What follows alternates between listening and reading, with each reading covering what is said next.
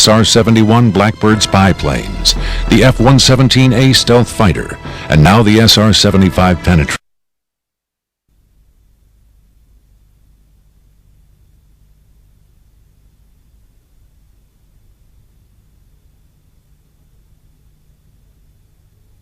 It's a remarkable piece of footage. If it's a hoax, it's very well done. If it's not, then I would say it's probably revolutionary.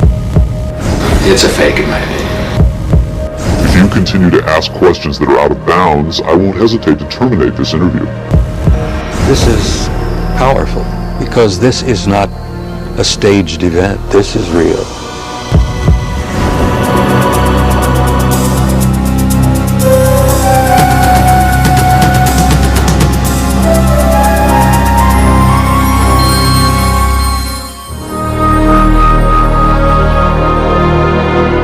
Interest in UFOs and Area 51 is at an all-time high. Last year, a highly rated TV special and best-selling home video purported to show an actual autopsy of an alien being from the famous Roswell, New Mexico crash of 1947. Many people and even some experts believed that autopsy footage was genuine. If that was indeed the body of an alien being from another world, could the footage in this program be the world's first hard visual evidence of an actual living and breathing alien being? An alien being communicating in an interview with a highly covert arm of the U.S. government?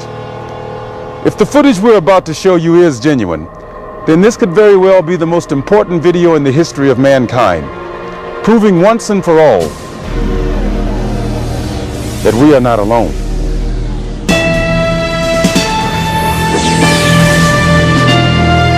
Within Nevada's Nellis Air Force Range, protected by the tightest security in the world, is the Groom Lake Test Site, aka Dreamland, aka Area 51, an installation so secret the government cryptically acknowledges its existence only as an operating location. Until recently, the military flat out denied the presence of such a base. It has served as the testing ground for many secret research and development projects, such as the U-2 and SR-71 Blackbird spy planes, the F-117A stealth fighter, and now the SR-75 penetrator, the super-secret replacement for the SR-71. Every morning, a select group of specialists with high security clearances, some reportedly as high as 38 levels above top secret, arrive at McCarran Airport in Las Vegas to be flown to Area 51 aboard a Boeing 737. From the time they leave the ground until they return to Las Vegas at the end of each working day, they enter a world no outsider can ever truly know, except through rumor and the occasional shocking revelation. In 1989, a physicist named Robert Lazar went public with the stunning claim that the United States government was test flying dish-shaped aircraft of extraterrestrial origin at Area 51. Interviewed in silhouette by a Las Vegas TV reporter, Lazar, calling himself Dennis, claimed to be employed at a site on the outskirts of Area 51 known as S4, where he was part of a team attempting to back-engineer the saucers to discover the secret of their advanced propulsion system. It was a very sleek, thin-looking, flying saucer-shaped craft. There were 9 total.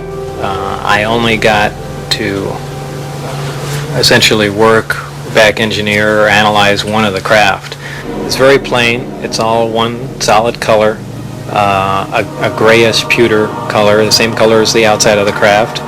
There are no sharp corners anywhere. Every device in the craft, the seat, the amplifier housings, everything has a rounded corner on it, almost as if it was all fashioned out of wax and then slightly melted, so everything curved, even where the ceiling meets the floor on the end. Everything has a curve to it. Very, very plain, very wide open, very impractical use of space.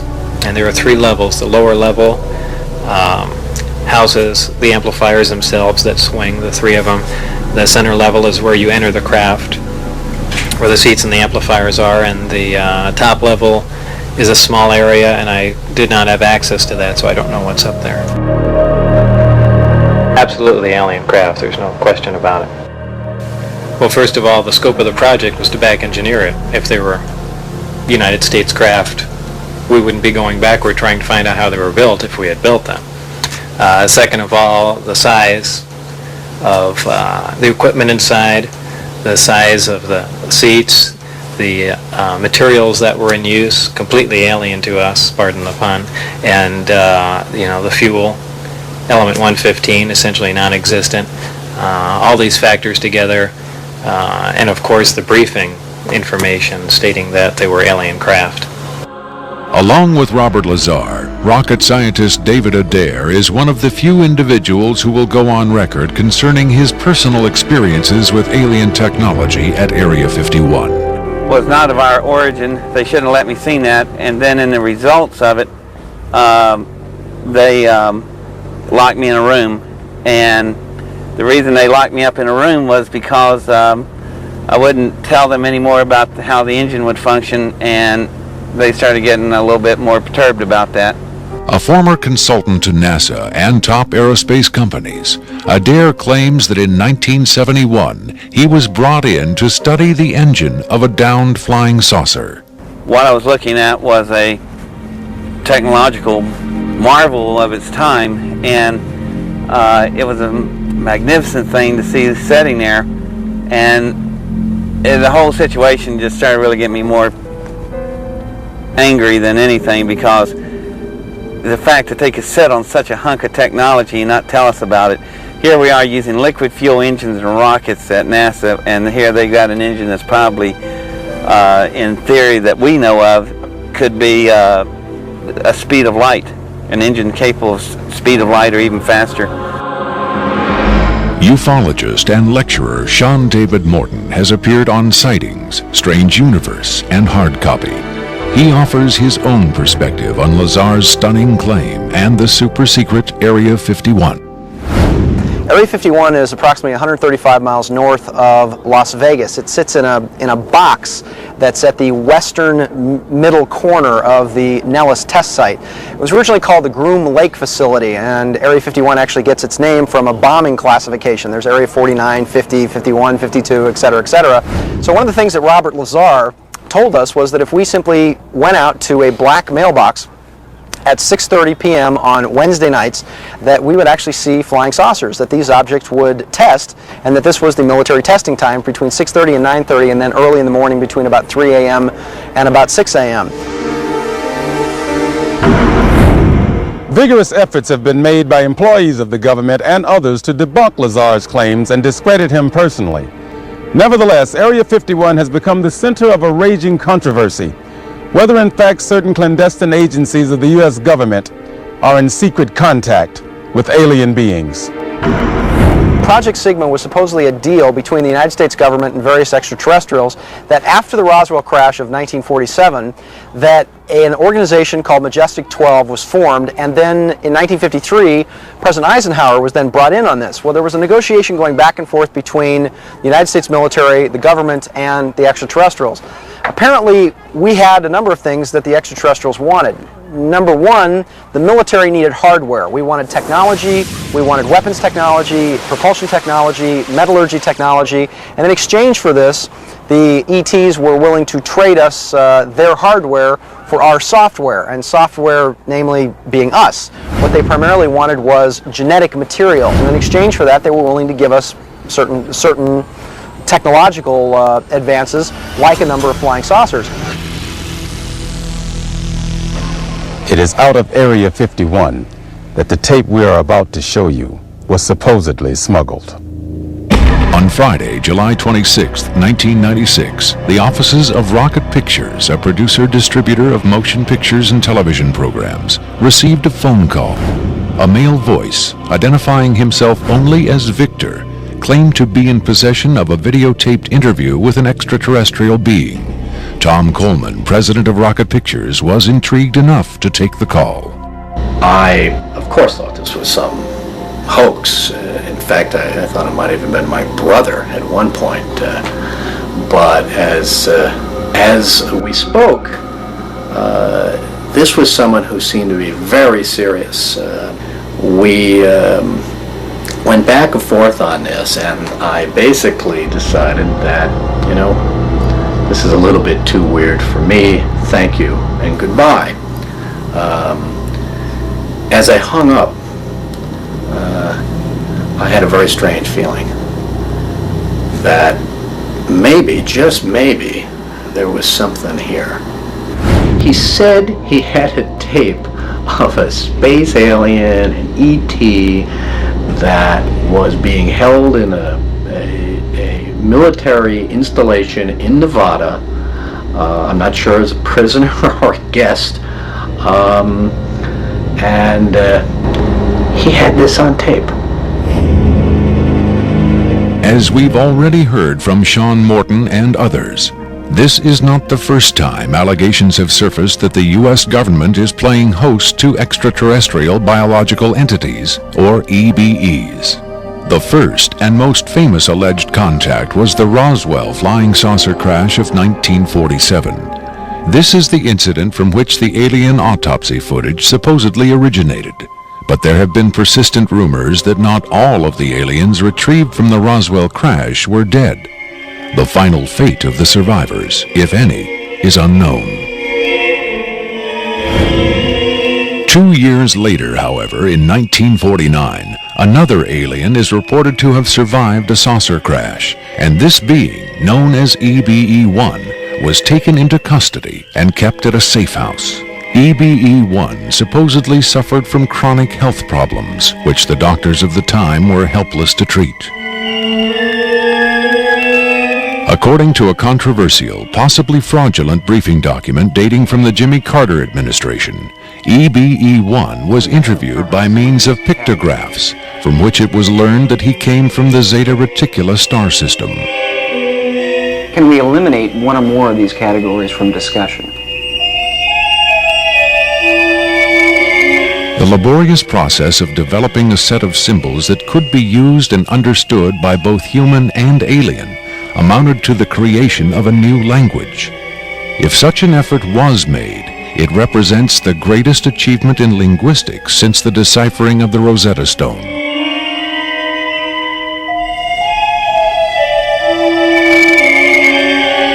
That such an achievement would be kept secret illustrates the hysterical paranoia of the time as the Cold War intensified under the threat of nuclear annihilation.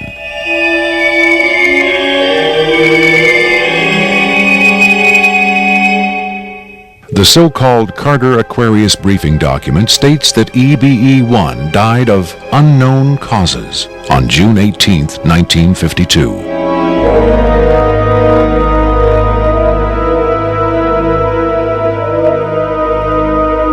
Skeptics who doubt the authenticity of the Carter Aquarius document find it unbelievable that highly advanced alien beings would allow one of their own to die under the primitive medical care of a species that had barely begun to conquer its own diseases.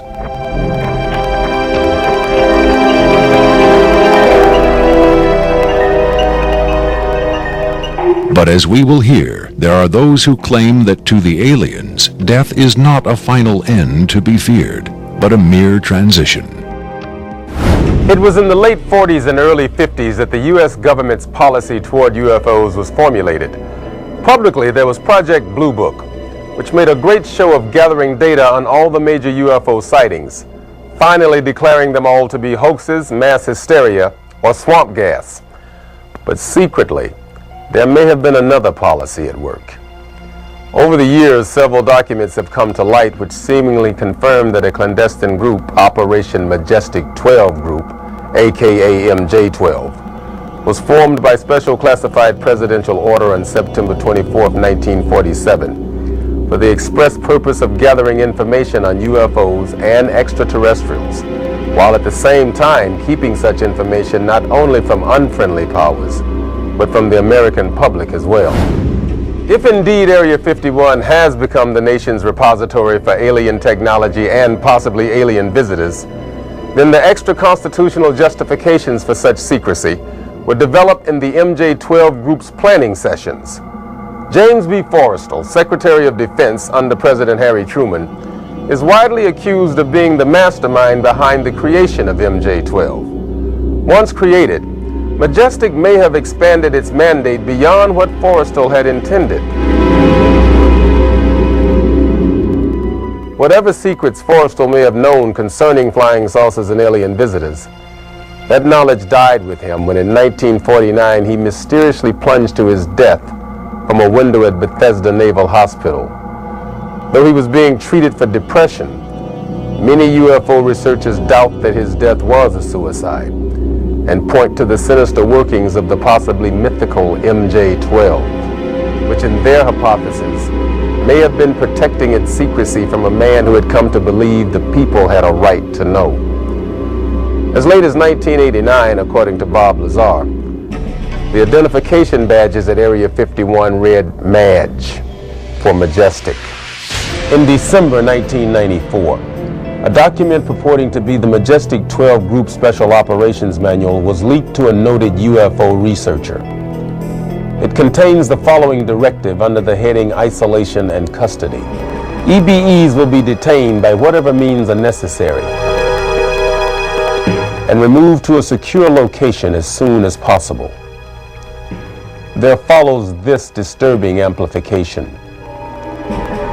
Although it is preferable to maintain the physical well-being of any entity, the loss of EBE life is considered acceptable if conditions or delays to preserve that life in any way compromise the security of the operations. From the beginning of the UFO age, it seems, secrecy was always the government's prime directive. In 1988, another anonymous government source, codenamed Falcon, claimed that a second extraterrestrial biological entity, EBE-2, voluntarily became a guest of our government, allowing himself to be examined and interviewed. In this scenario, Area 51 became, for a time at least, a sort of extraterrestrial embassy, the setting for mankind's first attempt at diplomacy with beings from another world. Different sources disagree as to how communication was established.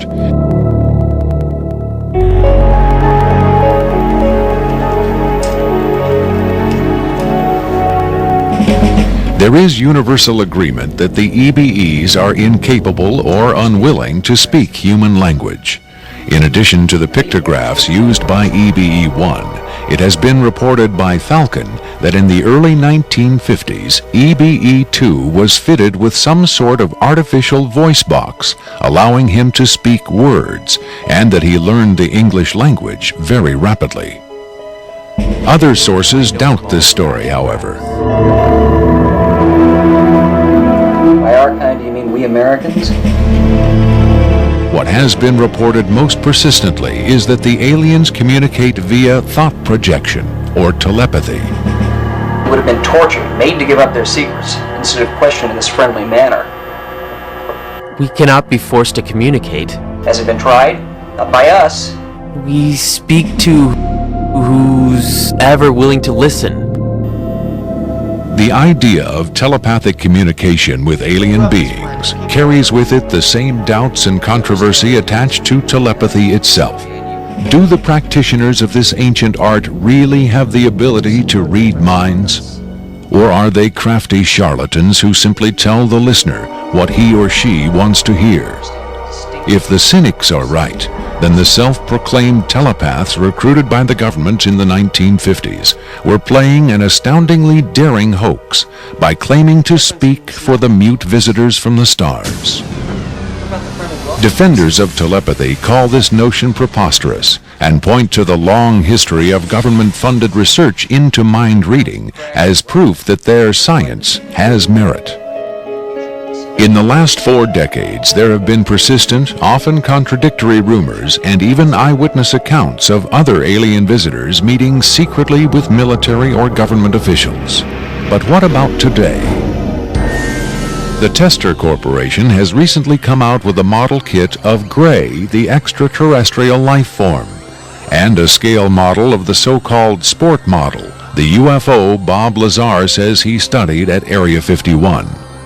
This UFO kit has quickly become one of the most successful model kits in the history of the company.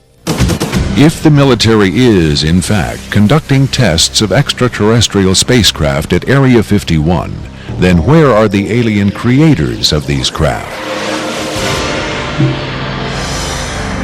In his first TV appearance under the pseudonym Dennis, Bob Lazar was asked if there are living aliens at Area 51. Clearly nervous, he evaded the question by saying, quote, "I really want to steer away from that right now," unquote. In subsequent interviews, however, he admitted catching a glimpse of two scientists talking to a strange short figure with long arms. He also reported seeing several documents that seemed to contain first-hand information on alien civilizations. Lazar is skeptical of a claim made by Falcon that a group of EBEs have been given complete control of a separate base within Dreamland. But he does admit having read a report of a tragic misunderstanding between military personnel and alien beings in the late 70s. Lazar states that it had to do with bullets the MPs were carrying, and that the bullets might explode, possibly due to a field the aliens had generated in that area. This encounter supposedly resulted in the deaths of all the humans involved by head wounds. But if there was ever a large-scale alien presence at Area 51, Lazar saw no evidence of it doing his work at S4 in the late 80s. Is it possible that the deadly misunderstanding of 10 years earlier brought human-alien cooperation to an end? In his September 21, 1987 speech to the UN General Assembly, President Reagan himself did little to dispel the notion that this deadly misunderstanding brought human-alien cooperation to an end. In our obsession with antagonisms of the moment, we often forget how much unites all the members of humanity. Perhaps we need some outside universal threat to make us recognize this common bound. I occasionally think how quickly our differences worldwide would vanish if we were facing an alien threat from outside this world. Are the inconsistencies between various tales coming out of Area 51 evidence that these stories are lies? Or are the discrepancies the result of an intentional campaign of disinformation designed to discredit any elements of truth that may be reaching the public? If so, how does Victor fit into the jigsaw puzzle of questionable witnesses to the alien presence at Area 51? Is he a hoaxer, a government dupe, or a frightened whistleblower with the hard evidence to back up his story? I made it very clear to Victor that his credibility was the entire issue here, and that everybody's going to think this is a hoax, and that how are they going to possibly verify this? What he said was, you can do anything you want in terms of verified, any type of due diligence. He will answer whatever questions put forward. We could do whatever type of checking. We could bring in experts. We could have the tape tested. We could, in fact, he encouraged all of these aspects. He just did not want his face and his real name revealed.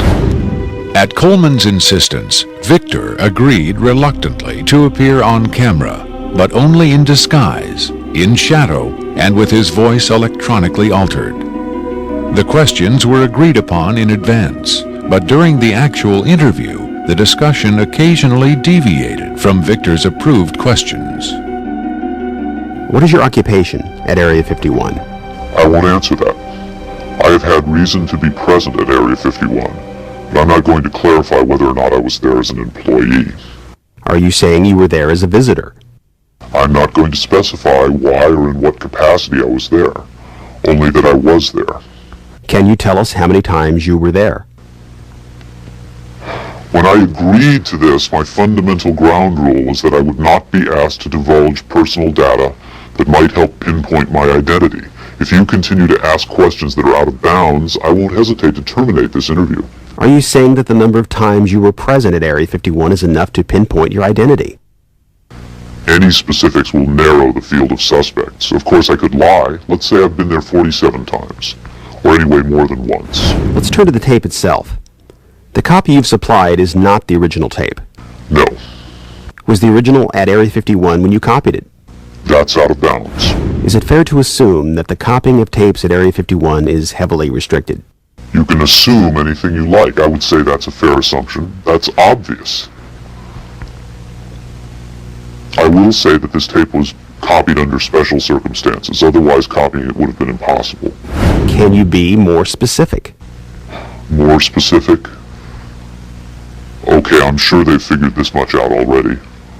Recently, there was a wholesale transfer of video documentation from analog tape to digital disc storage. In a couple of instances, this allowed data to leak from a highest security system to a less high security system.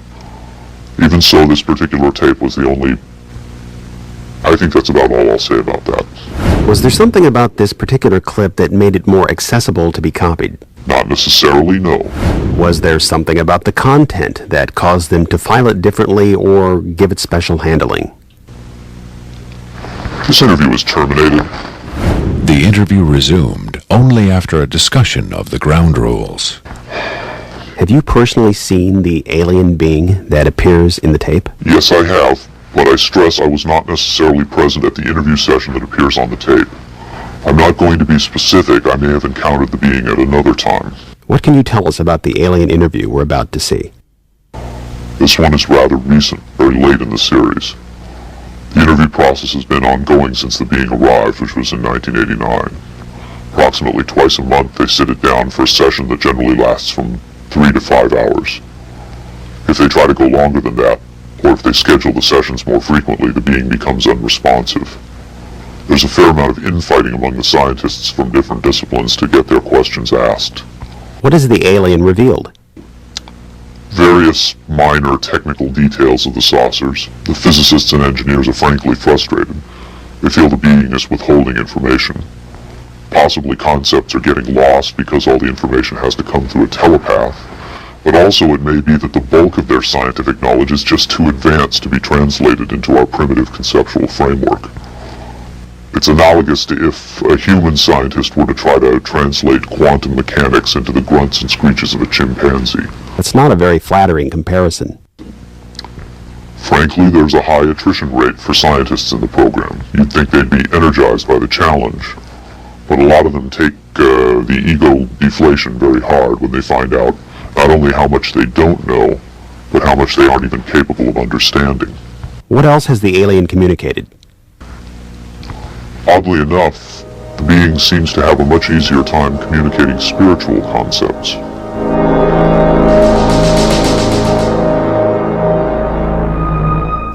The human body is a vehicle, a vessel. And the vessel must be maintained to serve the spirit with maximum efficiency. But a broken vessel can be replaced. The human spirit, or the soul, can have many vessels. Is the process natural or technological?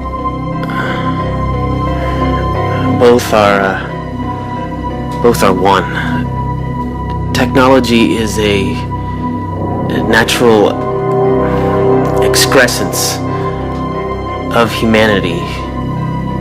Technology is a process the vessel uses to perfect itself. So this transference of the soul from vessel to vessel, did your kind create the mechanics of it, or is it a natural... Did it predate the intellectual creation? Before understanding must come acceptance. It is not technological. Well, I think what he's trying to say is that the question is meaningless. The soul can travel from vessel to vessel. Reincarnation, transfiguration, whatever. It's real. What I'm getting at is, does he know how it's done? Victor uses the term vessels to refer to the aliens' conception of the body as a disposable vehicle for the soul. The UFO cult known as Heaven's Gate used the term containers in a similar context. The mass suicide of the Heaven's Gate cultists illustrates the dark side of accepting such ideas at face value. Doe, the Heaven's Gate cult leader, preached that humans can pass from container to container. The mysterious Victor, on the other hand, harbors no such belief. In his interview, recorded months before the Rancho Santa Fe tragedy, Victor made his attachment to his own earthly vessel abundantly clear. And let me just state here publicly, to head off any clever ideas anyone might be having, I have never been, am not now, and never will be suicidal. But how would the public know if something happened to you, since we don't know who you are? I'm taking care of that, trust me. If something happens to me, if I die, people will know who I am. Do you think it's a reassuring sign that these aliens can communicate with us on a spiritual plane? It would be nice to think so, but I'm not sure if it's really such an achievement considering the mismatch between our intellects. I mean, you're not going to have much luck making your dog understand calculus. But if you pet him on the head and say, "Good dog," aren't you communicating spiritually? And doesn't the animal control officer say, "Good dog," when he comes to put some poor stray to sleep? Doesn't the vet try to reassure the animal just before he spays it? When you're dealing with beings whose intellect is so far beyond your own, I don't think it's safe to assume they have your best interests at heart. What about the content of the tape segment you brought? As I said, this is late in the series. In fact, it's quite close to the end.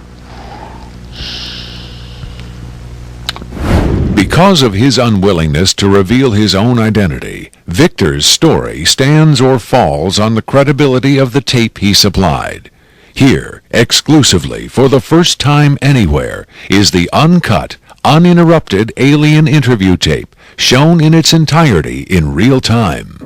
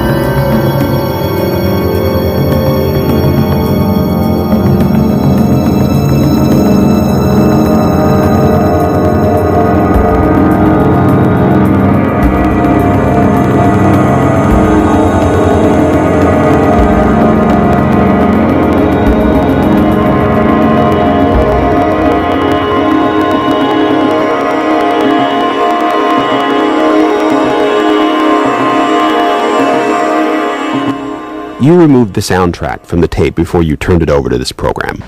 That's correct. I can't allow the voices of the project personnel to be heard by the general public. There's a very good chance their family or friends on the outside might recognize them. Isn't your purpose in releasing this tape to expose Area 51 to the world? My purpose is to expose the existence of the aliens, not compromise these individuals. I made the decision to come forward. I'm taking precautions to protect my own identity, and I don't think it's fair for me to put these others in danger of exposure. In any case, the interview on the tape went nowhere. It was interrupted, as you'll see. Can you describe for us what we're seeing? All right, we're looking at the interview suite at S4. It's kept dark for the comfort of the aliens.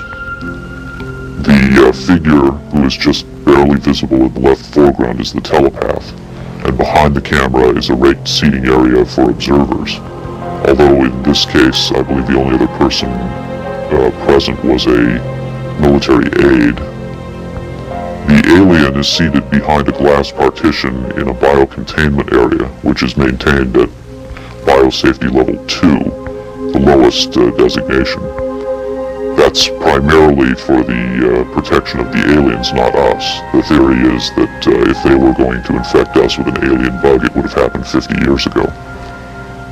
In fact, all the indications are the aliens eliminated microbial and viral life from their own ecosystem long ago. They aren't susceptible to our diseases directly, but it has been shown that microbes can reproduce and form colonies within their respiratory systems, which tends to exacerbate the debilities they seem to suffer anyway in our environment. In fact, you can see here the alien is beginning to flag. The interview was not going well. The telepath was trying to clarify some points from a previous interview, but he wasn't receiving coherent responses. As you can see, the being is in real distress. At this point, the telepath is sending out a message to the medical staff. He's trying to communicate with the alien, but he's getting no response.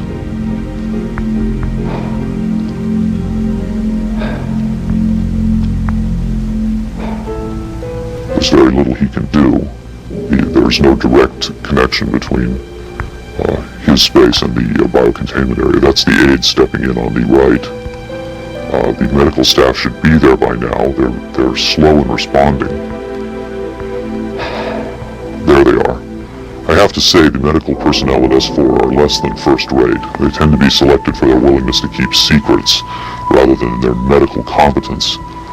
By the way, he's not shining that light into the eyes. It looks that way, but in fact he's checking for hemorrhaging around the eye sockets and in the nasal cavity. I'm sorry. It's very hard for me to watch this.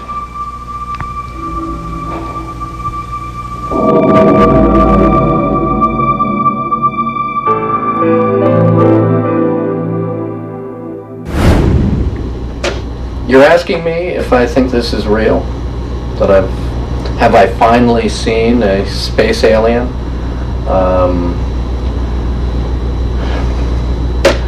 I don't know. But I do know this. I know that this is not a tricked up version like the alien autopsy. It doesn't attempt to distract you away from the alien. It doesn't have that cinema verite, black and white.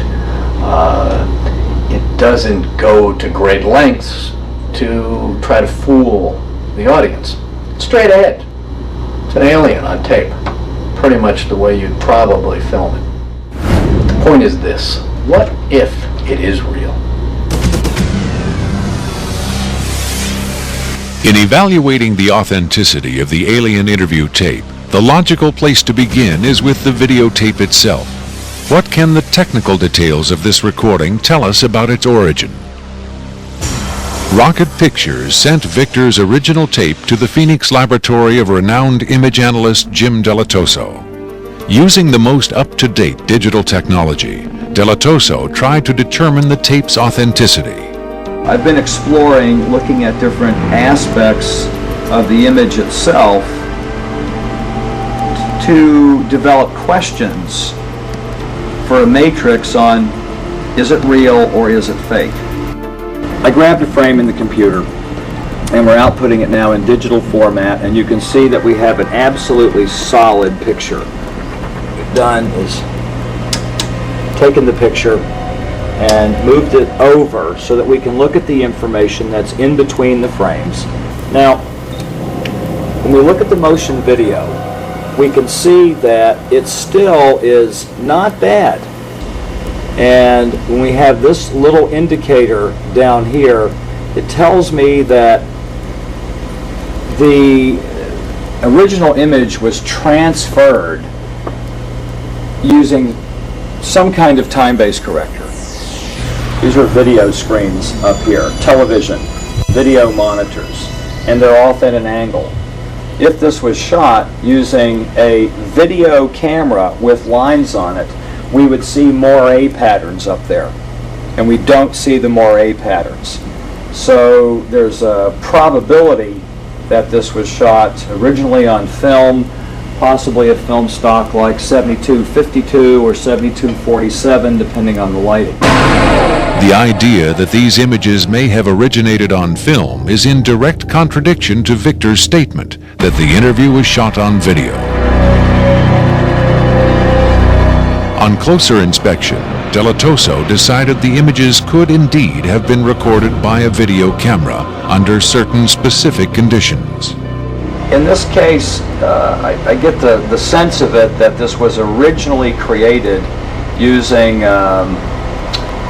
either film, transferred telecine to beta, that then this is the third generation, or it was taped under very low light conditions with the video gain boosted probably 12 dB. Even the emotionless analysis of a computer cannot provide a definitive answer. Delatoso's efforts yield tantalizing hints, but in the end they only increase the mystery. One of the key things about this creature are its eyes. Like the other experts, video analyst Jim Delatoso was emotionally affected by what he saw. He took the tape very seriously and offered this personal opinion. If someone faked this, I don't like these people. I think it's a bad thing for people to do, because if extraterrestrials come here, it's an incredibly important thing to understand who they are and why are they coming here. If this is not faked, I think we've got a glimpse here of a sense of communication with someone who came from a long distance away. When asked his opinion of the alien interview, Adair was careful to answer only in terms of his own experiences. If you're referring to the film where it's aliens being interrogated at Area 51, I don't know. I've never seen a UFO in my life. I've never seen aliens pickled in a jar or anything like that. But I know I saw an engine that wasn't from our terrestrial technology. If you look at an engine like that, it came out of a craft. If it come out of a craft, then that craft has occupants. So it's very logical to assume then that those occupants could still be here and they could be interrogating them, or they could have downed another craft since 1971. Makeup artist John Criswell has provided special effects creatures for many Hollywood motion pictures and television shows, such as Spaced Invaders and Babylon 5. Hired by Rocket Pictures to create the aliens for the recreation segments of this program, Criswell was very interested to finally see the real thing. By Hollywood standards, I would say it's a pretty decent puppet. Well, to be honest with you, I would love to buy this being real, but it's probably a hoax. Well, I think this is a really cool design, and it's a great concept, but I think I could have done better. Whoever did this, I mean, they could have a job in Hollywood in a minute, no problem. This one has a much creepier quality than the alien autopsy tape, I think. That one I definitely didn't buy just because of of the way it laid on the table. There was a couple of things. This actually, whoever did this was, or if someone did this, they were very clever because it hides a lot of stuff. So that's what makes me kind of disbelieve it a little bit. But, who knows? Criswell thought the alien exhibited movements that would be difficult to fake. There are moments when this looks very real, and I don't know how they did certain little things about this. So right when I would say that it's definitely a puppet, he moves a certain way, or he'll lift up in the frame and all that, and all these little things are important to the to the character of it. Academy Award winner Rick Baker is one of Hollywood's reigning masters of makeup effects. He transformed Eddie Murphy into a 300-pound man for The Nutty Professor and has created monsters for countless films, including An American Werewolf in London and the UFO-related Men in Black.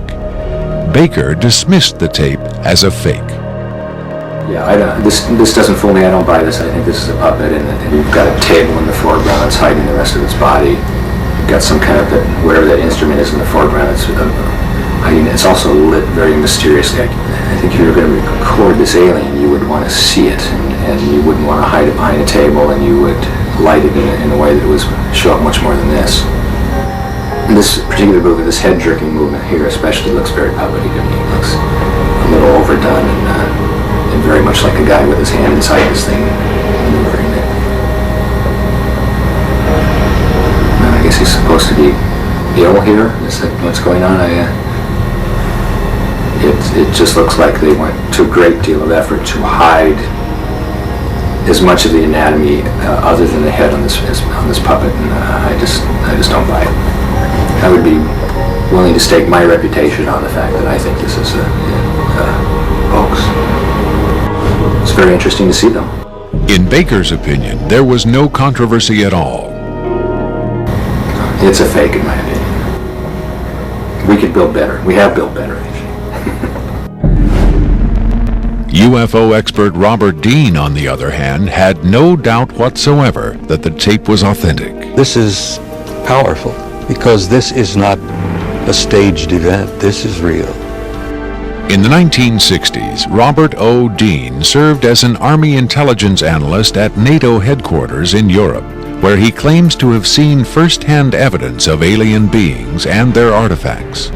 Retired from the Army, he is now a highly regarded UFO researcher and analyst. Dean was asked to view the tape and offer his expert opinion. Treating him like a piece of livestock, wiping his lips. Calling on his own first-hand experience for comparison, Robert Dean was stunned and moved by what he saw. That breaks my heart.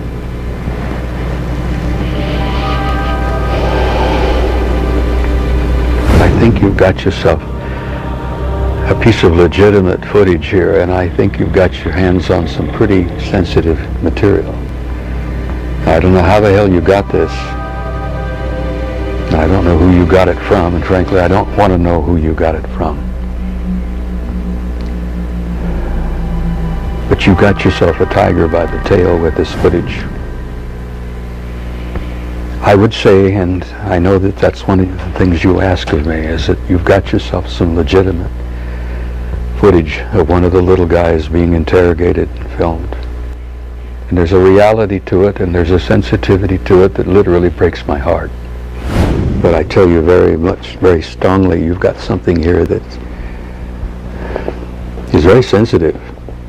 Well, I know that the level of classification on this kind of a thing is so far damned above top secret that you can't imagine how sensitive this kind of thing is, and how delicate it is, and how tightly the government sits on anything like this. Sean Morton looked for clues to the tape's authenticity in the technical details of the interview's setting. Okay, there's a couple of interesting things about the tape right off the bat. Morton tried to decipher the time code at the bottom of the screen. First off, what you're looking at in the time code is DNI's Department of Naval Intelligence. So Department of Naval Intelligence, this would probably be a file number 27. It could be a security level, however. because security levels are supposedly go up to Q36, or the highest ones that we know about. The first interesting thing about that is that I'm noticing what looks like a medical monitor, and look at how slowly and erratic the heartbeat is. The heartbeat is literally 1, 2. It's very, very erratic, and it looks as though the heartbeat, being as erratic as it is only about, from counting that, it looks like it's about 30 a minute or so. Morton suggested an alternate explanation for the video's dim lighting. One of the unusual things about most of these particular race of aliens is they are very, very sensitive to light. So a lot of these interviews are conducted in very darkened rooms. To Morton's eye, many features of this alien dovetailed with accounts of other first-hand contactees.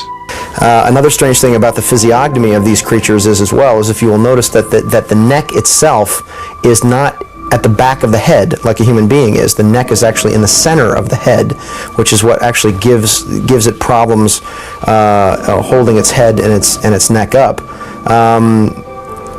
Whatever this is, it's being taken. The interview is actually being done through a piece of glass, which is probably something somebody faking the photographs probably wouldn't think about. Right there, we see that the creature appears to be choking. The dark eyes, in many cases, are actually a form of lens that guards the creature against untoward sunlight. It's a remarkable piece of footage. I mean, it's very, very, very, very interesting. If it's a hoax, it's very well done. If it's not, then I would say it's probably revolutionary. Another expert who was asked to examine the tape was Michael Hesseman, one of Europe's leading UFO researchers and author of the international bestseller Beyond Roswell. When I got the first information about the alien interview footage, and when I saw the first picture, I said there might be a connection to a real incident. Hesseman was intrigued both by the alien's appearance and by Victor's claim that the being arrived at Area 51 in 1989. If it is authentic, it might be the most significant film ever published, ever shown on television. For several years now, Hesseman has been investigating reports that the South African Air Force shot down a flying saucer in the Kalahari Desert in 1989. According to Hesseman's sources, 2 survivors were retrieved from the downed saucer. One was sent to Wright-Patterson Air Force Base in Ohio, and the other to Area 51. The extraterrestrial in Victor's tape bears a striking resemblance to descriptions of the Kalahari ET, and the timing of its appearance at Area 51 is consistent with the South African incident. If you see the drawings we have of the Kalahari alien and the descriptions we have, it seems to be the same being. And the Kalahari incident puts the alien interview footage into a context and gives it at least a probability that it might be real. It might be the real stuff, we just don't know. Whitley Strieber, best-selling author of Communion, claims to have had numerous personal contacts with alien beings. He has become the de facto spokesman for the growing number of people who claim to have been abducted by extraterrestrials. The nationally syndicated television program Strange Universe asked Strieber and several other abductees to view the alien interview tape. What Strieber saw left him profoundly shaken.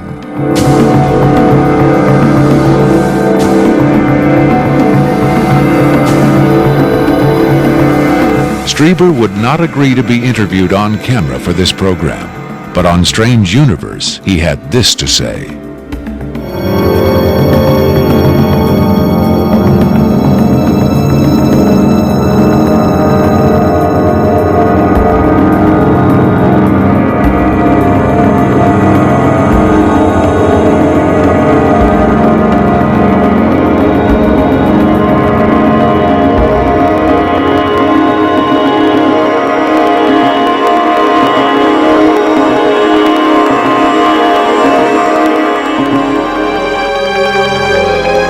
On May 23, 1997, Victor gave a radio interview on the nationally syndicated show Coast to Coast AM with Art Bell.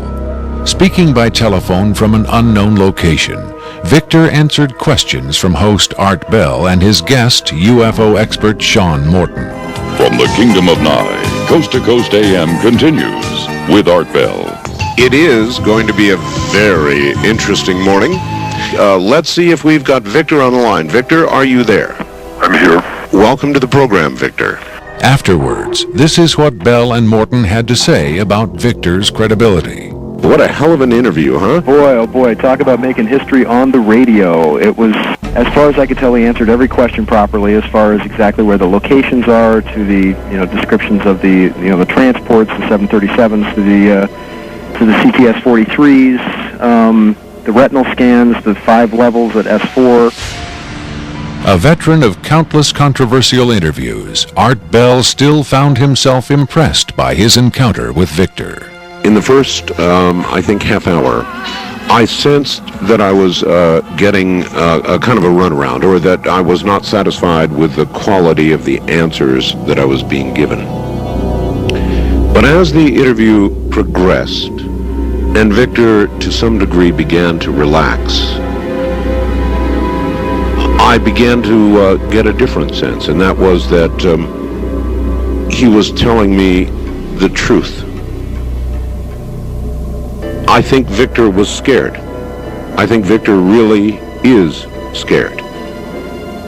And so my judgment of the interview after about the first, maybe 20 minutes, half hour, is that we began to get some real information. It was a significant milestone. There's no question about that in broadcasting.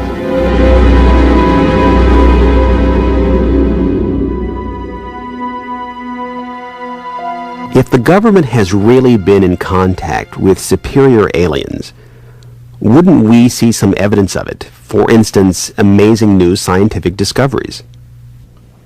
Limitless free energy? A cure for cancer? We might, if the government's motive were the betterment of mankind. The government's motive is control. And just as much as they crave control, they fear loss of control. Knowledge is power, but power does not necessarily confer competence. The people at the top of this program are intellectually very average. They're not capable of making proper use of what's been handed to them, but they have no intention of letting anyone else ever get a chance to solve the puzzle. And let's not forget there's also the real possibility that the government is being manipulated by the extraterrestrials for their own purposes. You could have released this tape to the news media, but you insisted on being paid for it. Doesn't that cast doubt on your own motives? Yes, and I was aware of that going in, but that's a cross I'm prepared to bear. I find it disgusting that the most important event in human history is being kept secret simply because certain unimaginative officials have the power to do so.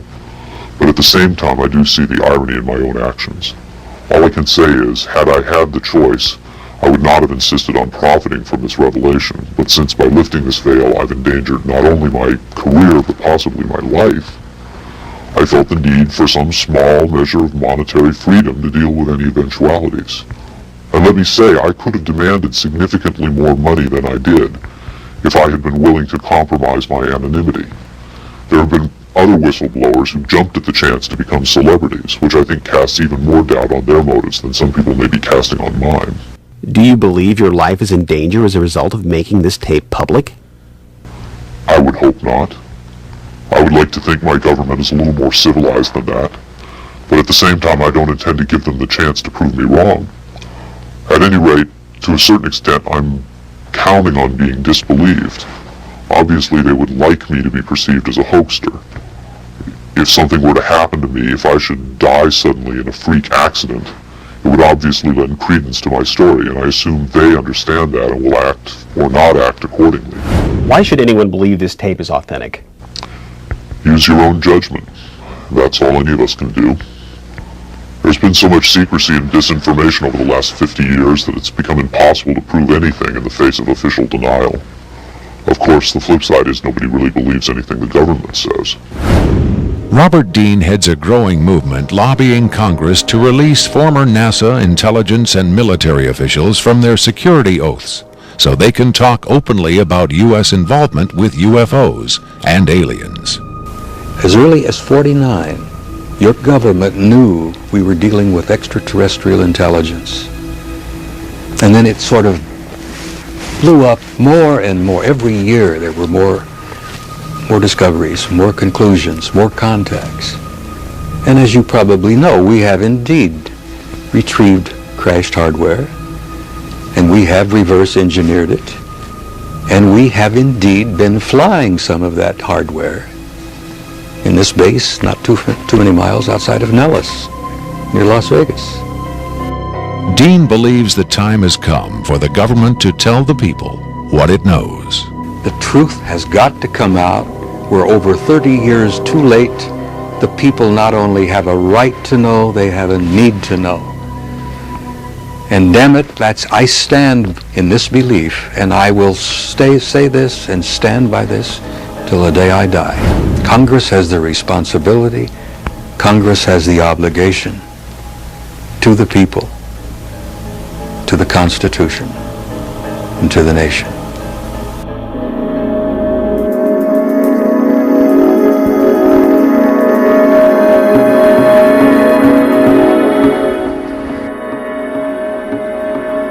Did this alien die? I can't answer that with certainty. I do know the interviews came to an end.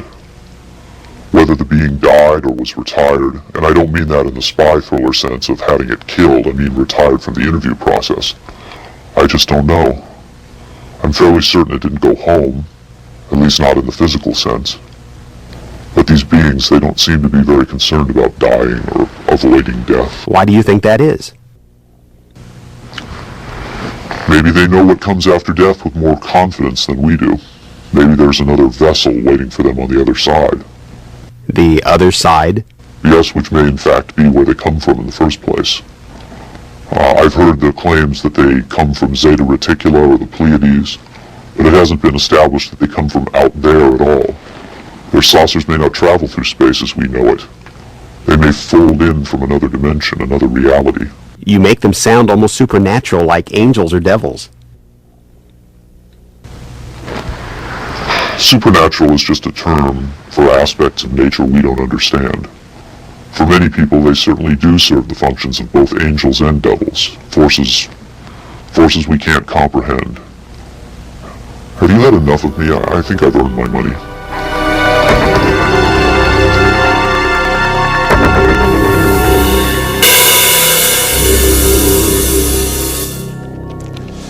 Is seeing believing?